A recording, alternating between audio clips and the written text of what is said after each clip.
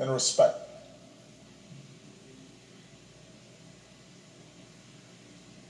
So many of us lose that sense. It's taught out of us. We start feeling as if, in fact, we can't afford to extend kindness or decency to other people. That we're better off if we're above other people and looking down on them. And so often that's encouraged in our culture. But John always said, he always saw the best in us. And he never gave up and never stopped speaking out because he saw the best in us. He believed in us even when we didn't believe in ourselves. And as a congressman, he didn't rest. He kept getting himself arrested. As an old man, he didn't sit out any fight. Sat in all night long on the floor of the United States Capitol. I know his staff was stressed.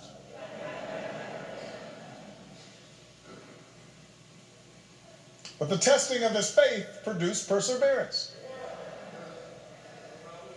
He knew that the march is not over, that the race is not yet won, that we have not yet reached that blessed destination where we are judged by the content of our character. He knew from his own life that progress is fragile, that we have to be vigilant against the darker currents of this country's history, of our own history, with their whirlpools of violence and hatred and despair that can always rise again. Bull Connor may be gone, but today we witness with our own eyes police officers kneeling on the necks of black Americans. George Wallace may be gone, but we can witness our federal government sending agents to use tear gas and batons against peaceful demonstrators.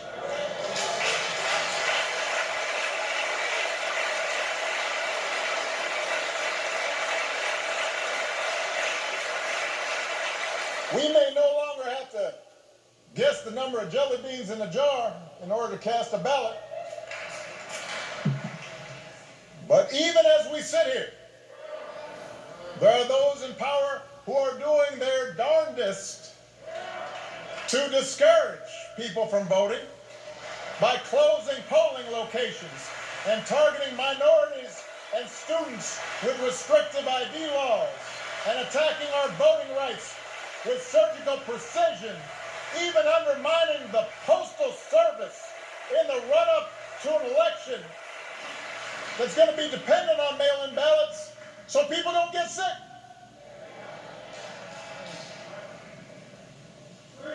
Now, I know this is a celebration of John's life. There are some who might say we shouldn't dwell on such things. But that's why I'm talking about it. John Lewis devoted his time on this earth fighting the very attacks on democracy and what's best in America that we're seeing circulate right now.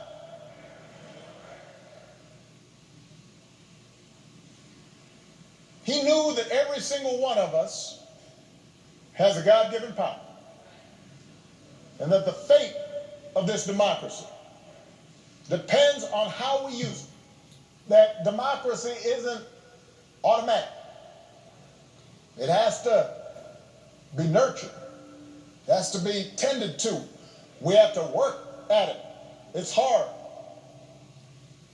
And so he knew that it depends on whether we summon a measure just a measure of John's moral courage to question what's right and what's wrong and call things as they are.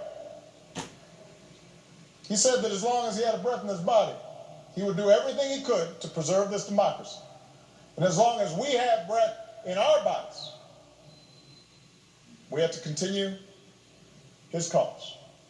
If we want our children to grow up in a democracy, not just with elections, but a true democracy, a representative democracy, in a big-hearted, tolerant, vibrant, inclusive America of perpetual self-creation, then we're going to have to be more like John. We don't have to do all the things he had to do because he did them for us. But we got to do something. As the Lord instructed Paul, do not be afraid. Go on speaking. Do not be silent, for I am with you.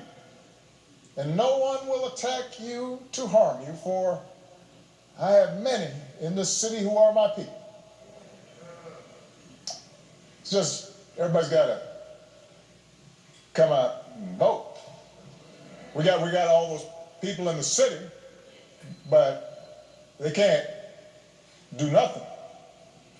Like John, we've got to keep getting into that good trouble. He knew that nonviolent protest is patriotic, a way to raise public awareness and put a spotlight on injustice and make the powers that be uncomfortable. Like John, we don't have to choose between protests and politics. It's not an either-or situation. It's a both-and situation.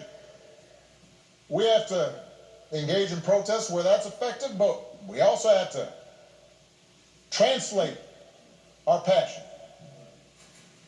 and our causes into laws, institutional practices. That's why John ran for Congress 34 years ago.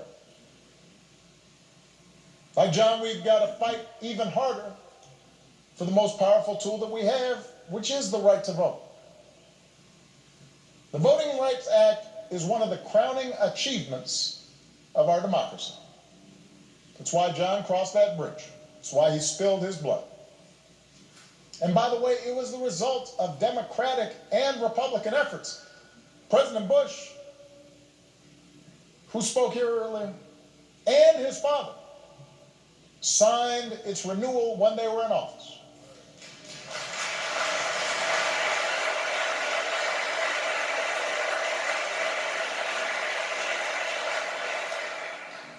President Clinton didn't have to because it was the law when he arrived. So instead, he made a law to make it easier for people to register to vote.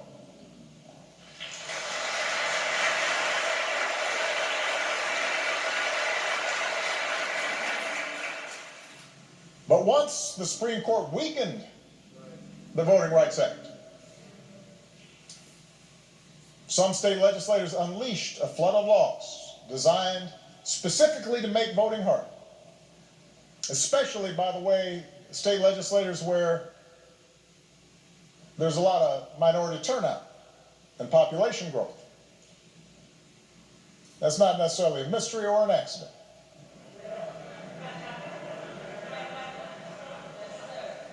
There was an attack on what John fought for. It was an attack on our democratic freedoms. And we should treat it as such. If politicians want to honor John, and I'm so grateful for the legacy and work of all the congressional leaders who are here, but there's a better way than a statement calling him a hero. You want to honor John? Let's honor him by revitalizing the law that he was willing to die for.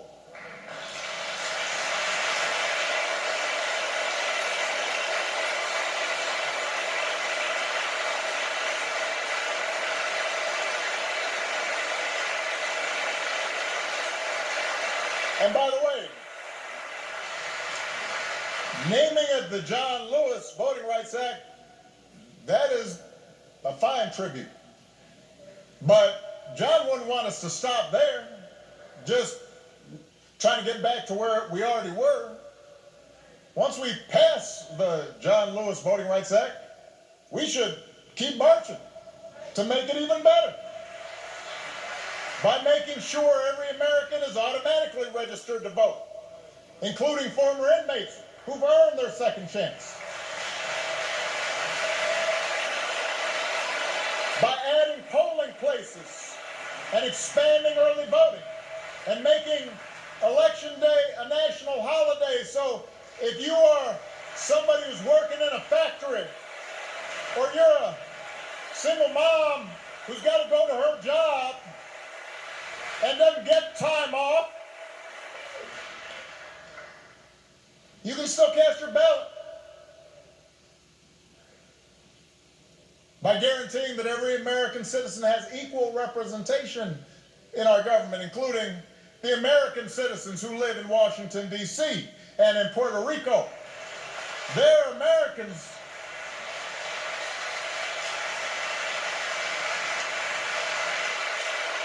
By ending some of the partisan gerrymandering so that all voters have the power to choose their politicians, not the other way around.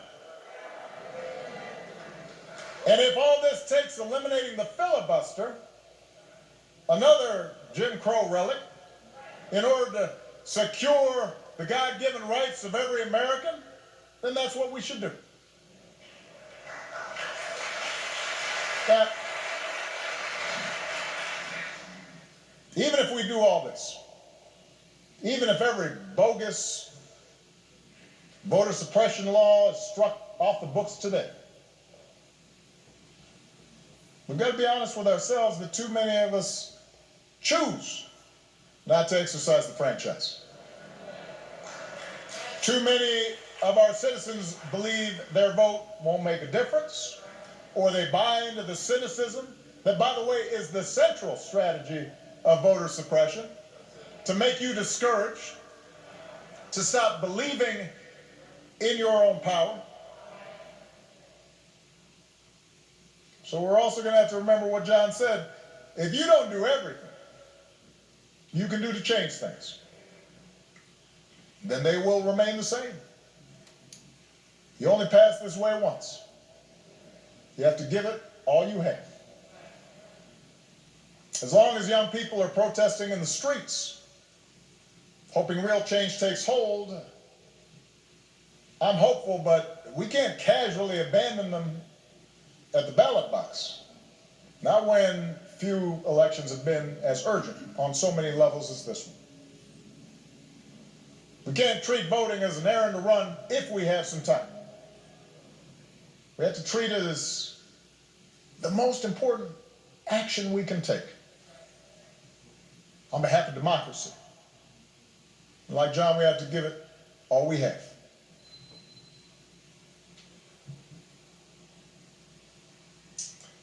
I was proud that John Lewis was a friend of mine. I met him when I was in law school. He came to speak. And I went up and I said, Mr. Lewis, you are one of my heroes.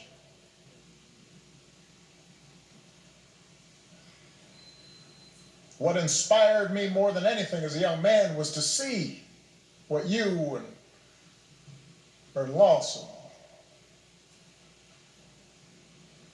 Bob Moses, Diane Nash, and others did. And he got that kind of, aw shucks, thank you very much. Next time I saw him, I'd been elected to the United States Senate. And I told him, John, I'm here because of you.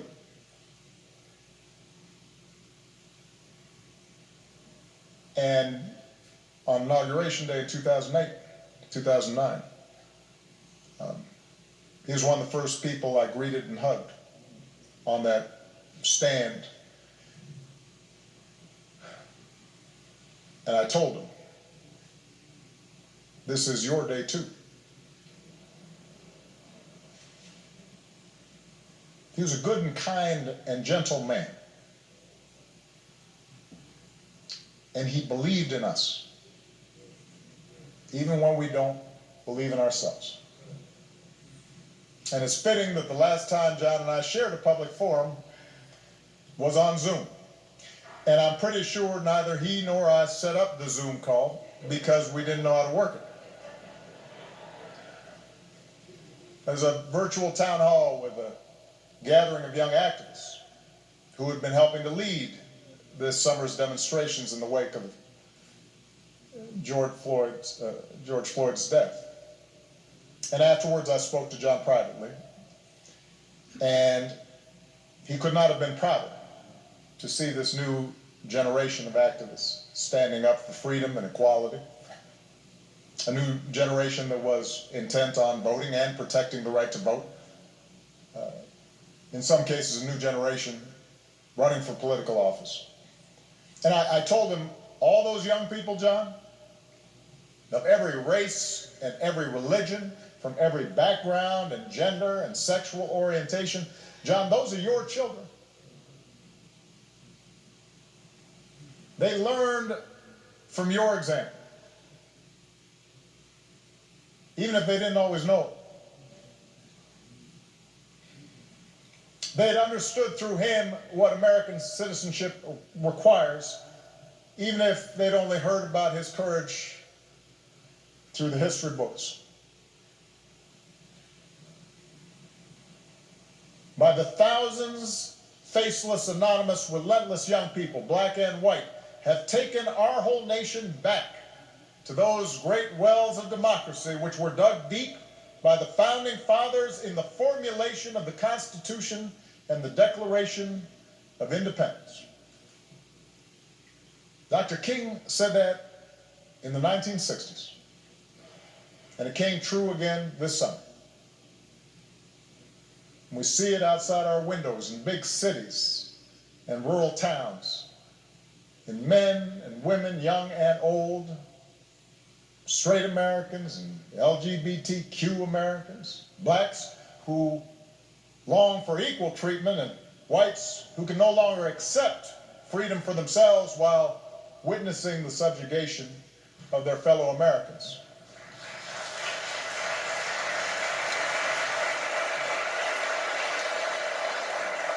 We see it in everybody doing the hard work of overcoming complacency, of overcoming our own fears and our own prejudices, our own hatreds. You see it in people trying to be better, truer versions of ourselves. And that's what John Lewis teaches us. That's where real courage comes from. Not from turning on each other, but by turning towards one another. Not by sowing hatred and division, but by spreading love and truth.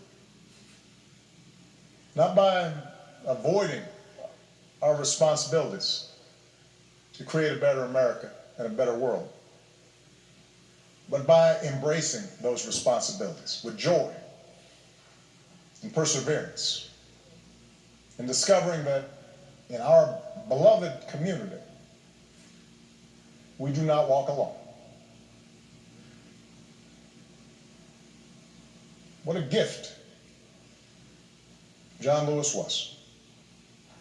We are also lucky to have had him walk with us for a while and show us the way.